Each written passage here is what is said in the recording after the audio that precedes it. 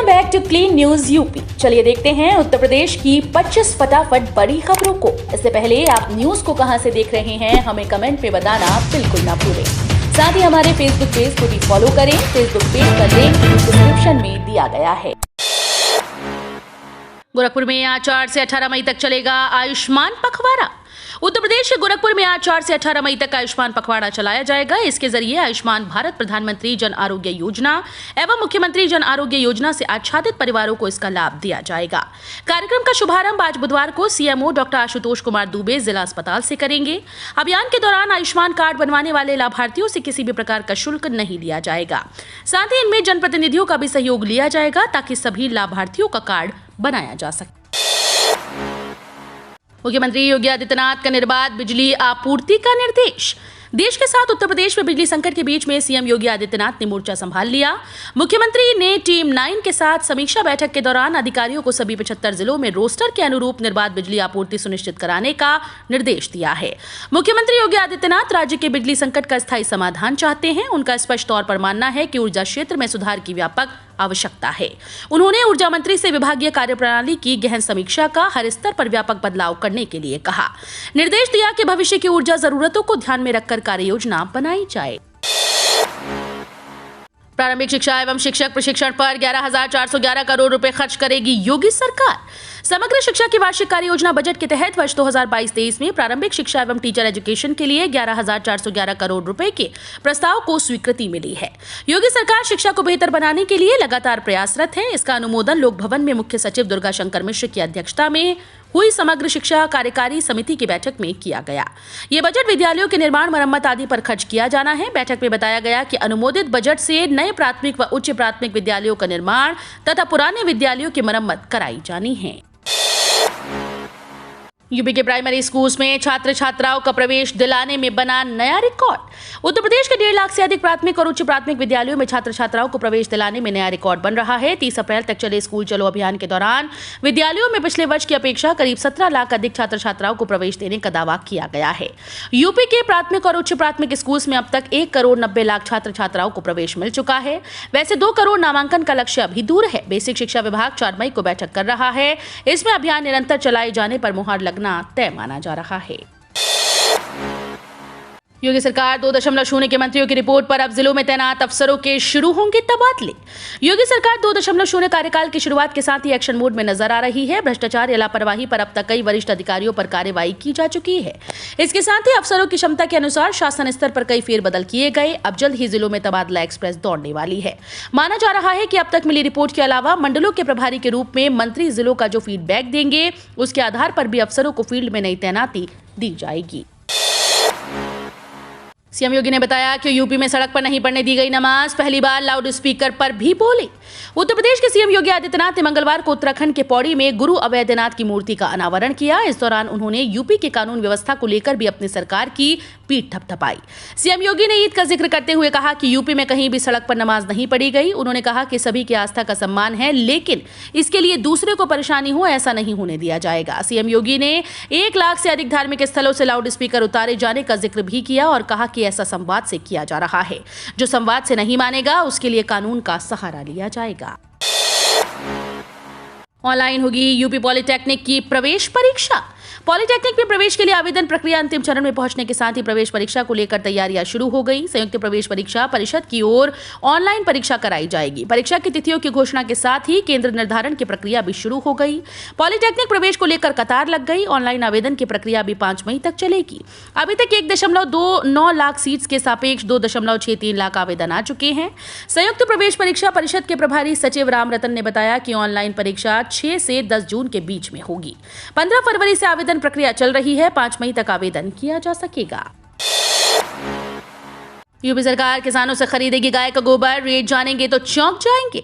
UP सरकार जल्दी गाय का गोबर खरीदने की योजना को मूर्त रूप देने जा रही है। सरकार गाय का गोबर 1.5 रुपए प्रति किलो की दर से खरीदेगी। इस गोबर से सरकार सीएनजी बनाने का काम जल्द शुरू करेगी। ये योजना जहां किसानों की आमदनी दुगनी करने में सहायक होगी, वहीं आवारा पशुओं की समस्या पर भी काफी हद तक नियंत्रण होगा। इस परियोजना के लिए मॉडल के रूप में बरेली जिले को चुना गया है। सफल होने पर इसे पूरे प्रदेश में शुरू किया जाएगा। उत्तर प्रदेश के पशुपालन एवं दुग्ध विकास मंत्री धर्मपाल सिंह ने ऐलान किया कि राज्य में गाय के गोबर से सीएनजी बनाने का काम जल्दी शुरू किया जाएगा। असिस्टेंट प्रोफेसर के चयनितों को जल्द मिलेगी तैनाती। प्रदेश के शासकीय सहायता प्राप्त महाविद्यालयों में असिस्टेंट प्रोफेसर हिंदी के 162 पदों पर चयनित अभ्यर्थियों को जल्द ही तैनाती मिलेगी। अन्य विषयों के अभ्यर्थियों को भी जल्द नियुक्ति मिलेगी। इस बार अहम बदलाव करते हुए अभ्यर्थियों से इंटरव्यू के दौरान ही महाविद्यालयों के विकल्प भरा लिए गए थे। लिहाजा उच्च शिक्षा निदेशालय विकल्प न लेकर सिर्फ 2 दिनों में ऑनलाइन काउंसलिंग कराते हुए नियुक्ति पत्र जारी कर देगा। उत्तर प्रदेश उच्चतर शिक्षा सेवा आयोग विज्ञापन संख्या 50 के तहत कई विषयों की असिस्टेंट प्रोफेसर भर्ती का परिणाम जारी कर चुका है। असिस्टेंट प्रोफेसर हिंदी का परिणाम उच्च शिक्षा निदेशालय को भेजा जा चुका है। निदेशालय इस बार ऑनलाइन काउंसलिंग कर सीधे नियुक्ति पत्र जारी कर देगा। बेरोजगारी पर भी चला योगी का बुलडोजर। यूपी ने दिल्ली, पंजाब, राजस्थान और बंगाल तक को छोड़ा पीछे। उत्तर प्रदेश की योगी सरकार को रोजगार के मोर्चे पर बड़ी कामयाबी मिली है। सबसे अधिक आबादी वाले प्रदेश में बेरोजगारी दर 4.4% से गिरकर महज 2.9% रह गई। Centre for monitoring Indian economy के ताजा सर्वे में ये कहा गया है। उत्तर प्रदेश में इस मामले में दिल्ली, पंजाब, राजस्थान, पश्चिम बंगाल, केरल और तमिलनाडु जैसे राज्यों को पीछे छोड़ दिया। यूपी के बाद तमिलनाडु है, जिसकी बेरोजगारी दर 3.2% है। केरल की बेरोजगारी दर 5.8%, तो बंगाल में 6.2% और पंजाब में 7.2% है। यूपी सरकार का नया तोहफा, किसान परिवार के एक व्यक्ति को मिलेगी नौकरी। यूपी सरकार बेरोजगारी कम करने और किसानों की आमदनी दुगना करने के लिए प्रयासरत है। योगी सरकार एक नई योजना तैयार कर रही है। इस नई योजना में सरकार सूबे के किसानों को एक खास तोहफा देने जा रही है। नई योजना में योगी सरकार सूबे के हर किसान परिवार में से एक व्यक्ति को रोजगार देगी। यूपी सरकार का लक्ष्य है कि आगामी 5 सालों में 2,10,000 उद्यमियों और किसानों को बिजनेस स्थापित करने के लिए प्रशिक्षण देगी और उन्हें उद्यमी के रूप में स्थापित करेगी। इससे न केवल उनकी आय बढ़ेगी बल्कि युवाओं को रोजगार के अधिक अवसर भी मिलेंगे। शिक्षा मित्र को वेटेज अंक देने पर निर्णय लेने का आदेश। इलाहाबाद हाईकोर्ट ने सहायक अध्यापक के पद पर चयनित शिक्षा मित्र को 25 अंक का वेटेज देने पर निर्णय लेने का निर्देश सचिव परीक्षा नियामक प्राधिकारी प्रयागराज को दिया। कोर्ट ने कहा कि इस संबंध में याची की ओर से प्रस्तुत प्रत्यावेदन पर सुप्रीम कोर्ट के आनंद कुमार यादव केस में दिए गए निर्णय के आलोक में निर्णय लिए जाएंगे। इंदिरा भारती की याचिका को निरस्त करते हुए ये आदेश न्यायमूर्ति राजीव जोशी ने दिया। याची के अधिवक्ता ओपीएस राठौर का कहना था कि याची शिक्षा मित्र थी। उसने सहायक अध्यापक भर्ती 2018 के लिए आवेदन किया। यूपी के 28 जिलों में 1% भी गेहूं खरीद नहीं, सिर्फ 4 जिलों में लक्ष्य के सापेक्ष 10% ज्यादा खरीद। उत्तर प्रदेश सरकार की तमाम कोशिशों के बावजूद पिछले साल की तुलना में इस वर्ष अप्रैल में गेहूं की सरकारी खरीद लगभग 12% ही रही।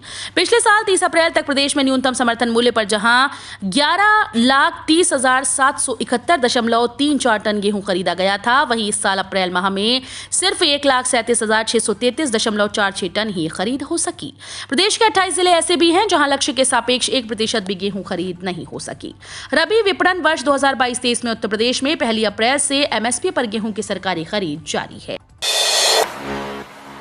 धान की सीधी बिजाई पर किसानों को मिलेगा 1500 रुपए प्रति एकड़ अनुदान। इस समय रबी की फसल की कटाई और विक्रय का कार्य किया जा रहा है। इसके बाद किसान खरीफ फसलों की बुआई करेंगे। खरीफ की फसल में धान का अपना एक विशेष स्थान है। भारत के कई राज्यों में धान की खेती की जाती है। इसमें पश्चिम बंगाल, उत्तर प्रदेश, आंध्र प्रदेश, तेलंगाना, पंजाब, उड़ीसा, बिहार व छत्तीसगढ़ है। पूरे देश में 36.95 मिलियन हेक्टेयर में धान की खेती होती है। वर्तमान में भूमि के गिरते जल स्तर और पानी की समस्या को देखते हुए पंजाब में किसानों को धान की सीधी बुआई करने की सलाह दी जा रही है। पैसेंजर ट्रेन बनी अनारक्षित एक्सप्रेस, स्टॉपेज घटे और किराया बढ़ा। कोरोना काल में बंद पैसेंजर ट्रेन का संचालन फिर से शुरू किया जा रहा है। इन्हें अब अनारक्षित एक्सप्रेस का नाम दिया गया। इन ट्रेन के ठहराव में भी कमी आ गई है। ऐसे में ट्रेन गंतव्य तक तो जल्दी पहुंच रही है, लेकिन ठहराव कम होने से यात्री परेशान हैं।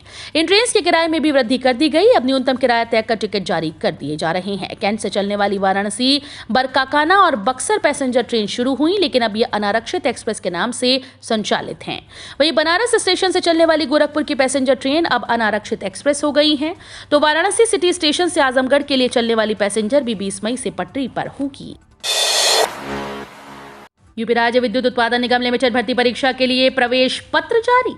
उत्तर प्रदेश राज्य विद्युत उत्पादन निगम लिमिटेड की ओर से इस भर्ती के लिए परीक्षा का आयोजन 14-15 मई 2022 को किया जाएगा। परीक्षा राज्य के विभिन्न जिलों में निर्धारित परीक्षा केंद्रों पर सभी तरह की कोरोना गाइडलाइन का पालन करते हुए आयोजित की जाएगी। उत्तर प्रदेश राज्य विद्युत उत्पादन निगम लिमिटेड ने जूनियर इंजीनियर समेत विभिन्न पदों पर भर्ती के लिए आयोजित की जाने वाली परीक्षा के लिए प्रवेश पत्र जारी कर दिए। अब ये आधिकारिक वेबसाइट पर उपलब्ध है। जिन उम्मीदवारों ने इस भर्ती परीक्षा के लिए आवेदन किया था, वो अपना प्रवेश पत्र उत्तर प्रदेश राज्य विद्युत उत्पादन निगम लिमिटेड की आधिकारिक वेबसाइट uprvunl.org पर जाकर चेक और डाउनलोड कर सकते हैं। मोदी सरकार की किसान महिलाओं के लिए बड़ी योजना, मिलेगा 50% सब्सिडी का लाभ। केंद्र सरकार ने किसानों और महिलाओं के लिए बड़ी घोषणा की है। दरअसल किसान को 50% की सब्सिडी दी जाएगी। वहीं छोटी और सीमांत सहित कई राज्य के महिलाओं किसानों को 5 लाख रुपए तक की सब्सिडी की घोषणा की गई। वहीं अन्य किसानों को भी 40% अधिकतम 4 लाख रुपए तक की आर्थिक सहायता प्रदान की जाएगी। केंद्रीय कृषि और किसान कल्याण मंत्री नरेंद्र सिंह तोमर ने आजादी का अमृत महोत्सव के हिस्से के रूप में आयोजित किसान ड्रोन को बढ़ावा देना, मुद्दे, चुनौतियां और आगे का रास्ता सम्मेलन का उद्घाटन और संबोधन किया। बैंक ऑफ बड़ौदा ने ग्राहकों को दी बड़ी राहत, होम कार लोन लेना हुआ आसान। बैंक ऑफ बड़ौदा बैंक ने सीमित अवधि के लिए होम और कार लोन पर ब्याज दरों में कमी की है। नई दरें 30 जून 2022 तक लागू हैं। बैंक ऑफ बड़ौदा ने सीमित अवधि के लिए होम लोन की ब्याज दर को 6.75% प्रतिवर्ष से घटाकर 6.50% प्रतिवर्ष कर दिया। कार लोन की अगर बात करें तो 7.25% की ब्याज दर से घटाकर 7% प्रतिवर्ष कर दिया गया। बैंक के मुताबिक इस साल जून के अंत तक सीमित अवधि के लिए प्रोसेसिंग फीस को 1500 रुपए तक कर दिया गया है। इसके अलावा जीएसटी भी जुड़ा है। बैंक ऑफ बड़ौदा के जनरल मैनेजर एचटी सोलंकी के मुताबिक महामारी और उसके बाद के लॉकडाउन ने ऑटो सेगमेंट को प्रभावित किया। तब से हमने कार लोन की मांग में लगातार वृद्धि देखी है। पोस्ट ऑफिस में 38,926 ग्रामीण डाक सेवक समेत कई पदों पर भर्तियां। सरकारी नौकरी की तलाश कर रहे बेरोजगार युवाओं के लिए भारतीय डाक सुनहरा अवसर लेकर आया है। इंडिया पोस्ट में 38,926 ग्रामीण डाक सेवा समेत कई पदों पर भर्ती का नोटिफिकेशन जारी हुआ है। भारतीय डाक की इस भर्ती में 10वीं पास अभ्यर्थी आवेदन कर सकते हैं। पोस्ट ऑफिस की इस भर्ती में देश के सभी राज्य व केंद्र शासित प्रदेशों में भर्तियां होंगी। इंडिया पोस्ट जीडीएस की इस भर्ती में आवेदन करने के इच्छुक अभ्यर्थी आधिकारिक वेबसाइट से ऑनलाइन आवेदन कर सकते हैं। यूपी के जिले में खराब हो सकती है 1 lakh corona vaccine. CMO office ने नहीं सुनी डीआईओ की बात। यूपी के बस्ती में 1 लाख कोरोना वैक्सीन खराब होने का अंदेशा है। बिजली की लगातार कटौती से मुश्किलें बढ़ गई हैं और जिला वैक्सीन स्टोर का जनरेटर 1 सप्ताह से ज्यादा समय से खराब पड़ा है। सीएमओ के स्तर से कार्रवाई न होते देख अब डीआईओ ने शासन और आला अधिकारियों से इस बात की गुहार लगाई। टीबी अस्पताल स्थित जिला वैक्सीन स्टोर में इस समय लगभग 50,000 डोज कोरोना की वैक्सीन व 1 लाख डोज से ज्यादा नियमित वैक्सीन का स्टॉक है। वैक्सीन को सुरक्षित रखने के लिए उनका एक निश्चित तापमान पर रखा जाना जरूरी है। इसे 13 ILR में संरक्षित किया गया है। बिजली की आपूर्ति बाधित होने पर उपकरणों को चलाए रखने के लिए वहां 25 kVA का जनरेटर लगाया है, लेकिन जनरेटर कई दिन से खराब पड़ा है। रामनगरी अयोध्या में भी बनेगा मिनी शांति कुंज। 6 को डॉक्टर चिन्मय पांड्या करेंगे नवनिर्माण का शिलान्यास। अखिल भारतीय विश्व गायत्री परिवार रामनगरी में मिनी शांति कुंज की स्थापना करने जा रहा है। 6 मई को गायत्री शक्तिपीठ में 5 मंजिला भवन निर्माण के लिए शिलान्यास प्रस्तावित है। शिलान्यास के अवसर पर देव संस्कृति विश्वविद्यालय शांति कुंज हरिद्वार के प्रतिकुलपति डॉक्टर चिन्मय पांड्या, राम जन्मभूमि तीर्थ क्षेत्र के महासचिव चंपत राय, राम वल्लभा कुंज के अधिकारी राजकुमार दास और भाजपा के प्रदेश महामंत्री अमरपाल मौर्य प्रमुख रूप से उपस्थित रहेंगे। गायत्री शक्तिपीठ के व्यवस्थापक राम केवल यादव ने बताया कि 5 मंजिला भव्य भवन के शिलान्यास के लिए तैयारियां शुरू हैं। मंदिर में 1 माह से अनवरत गायत्री जप चल रहा है। शिवपाल यादव का अखिलेश पर बड़ा हमला, कहा जिसे चलना सिखाया वो हमें रौंदता चला गया। समाजवादी पार्टी अध्यक्ष अखिलेश यादव पर उनके चाचा और प्रगतिशील समाजवादी पार्टी प्रमुख शिवपाल यादव ने बड़ा हमला किया। उन्होंने अपना दर्द जाहिर करते हुए कहा कि जिसे चलना सिखाया वही उन्हें रौंदता रहा। ईद के मौके पर शिवपाल यादव से पहले आजम खान ने भी बेटे के ट्विटर हैंडल के सहारे अखिलेश को निशाने पर लिया। अहमदाबाद में खेला जाएगा फाइनल, बीसीसीआई सचिव जय शाह ने पुष्टि की। आईपीएल 2022 का फाइनल 29 मई को अहमदाबाद के नरेंद्र मोदी स्टेडियम पर खेला जाएगा। इस बात की पुष्टि बीसीसीआई सचिव जय शाह ने की। उन्होंने समाचार एजेंसी एएनआई को बताया कि मौजूदा सीजन के प्लेऑफ मुकाबले कोलकाता और अहमदाबाद में कराए जाएंगे, जहां फाइनल और क्वालिफायर 2 अहमदाबाद तो वहीं क्वालिफायर 1 और एलिमिनेटर कोलकाता के ईडन गार्डन में खेले जाएंगे। इस दिन खाते में आएंगी 11वीं किस्त के 2036 लाख किसानों को बड़ी राहत। देश के 12 करोड़ किसानों का इंतजार खत्म होने वाला है। जल्द ही 11वीं किस्त का लाभ मिलने वाला है। मीडिया रिपोर्ट्स के अनुसार पीएम किसान सम्मान निधि योजना की 11वीं किस्त 14 से 15 मई से पहले किसानों के खाते में आ सकती है। इसके लिए सरकार ने तैयारियां शुरू कर दी हैं। रिपोर्ट्स के अनुसार कई राज्यों में पात्र किसानों का रिक्वेस्ट फॉर ट्रांसफर भी साइन हो गया है। इसका मतलब है कि राज्य की तरफ से पैसा ट्रांसफर करने के लिए रिक्वेस्ट भेज दी गई है। ऐसे में जल्द प्रधानमंत्री मोदी द्वारा एक क्लिक में 11वीं किस्त के 2000 रुपए ट्रांसफर कर दिए जाएंगे। पेट्रोल डीजल के बढ़े दाम तो दूल्हा ई रिक्शा पर ले गया बारात। पेट्रोल डीजल के बढ़ते दाम और महंगाई अब शादी में भी असर डाल रही है। ऐसा ही एक वाकया चित्रकूट पे सामने आया। यहाँ दूल्हे ने पेट्रोल डीजल के बढ़ते दाम के विरोध का नायाब तरीका अपनाया। वो ई रिक्शा पर बारात ले गया और उसी पर दुल्हन की विदाई कराई। सड़क पर ई रिक्शा पर बारात निकली तो देखने वालों की भीड़ और सेल्फी लेने वाले में होड़ लग गई। बारात में करीब 15 ई रिक्शा शामिल रहे, जिसमें बाराती सवार होकर दुल्हन के घर बरवारा पहुंचा। रास्ते में दूल्हे ने लौह पुरुष सरदार वल्लभ भाई पटेल की प्रतिमा पर पुष्प अर्पित किए। इस अनोखी बारात की खूब चर्चा हो रही है। तो ये थी आज की 25 फटाफट बड़ी खबरें। अगर आपको न्यूज पसंद आई हो तो वीडियो को लाइक और शेयर जरूर करें। धन्यवाद।